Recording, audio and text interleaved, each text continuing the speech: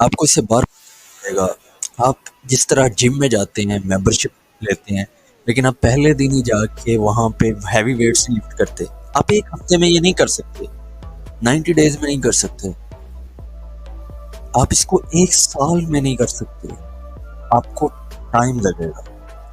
You really need time. इस process को adopt करना पड़ेगा। जो प्रोफेशनल बॉडी बिल्डर्स हैं, जो प्रोफेशनल एथलीट्स होते हैं, surgeon, pilots, they require times. आपने खुद फैसला किया इस फील्ड का और मैं आप पे रिलाई करता हूँ कि ये रास्ता जो आपने इख्तियार किया अपने लिए, ये सबसे मुश्किल तरीन है। आप लड़ रहे हैं ये जंग ट्रेडिंग की, दुनिया के सबसे क्रिप्टेड और मैनिपुलेटेड इंडस्ट्री के ऑनर्स के साथ। आप अपने आप के साथ धोखा ना करें। आप क्यों खुद को सीखने से दूर कर रहे हैं? आप खुद से अपनी किस्मत बदल सकते हैं इस इंडस्ट्री में।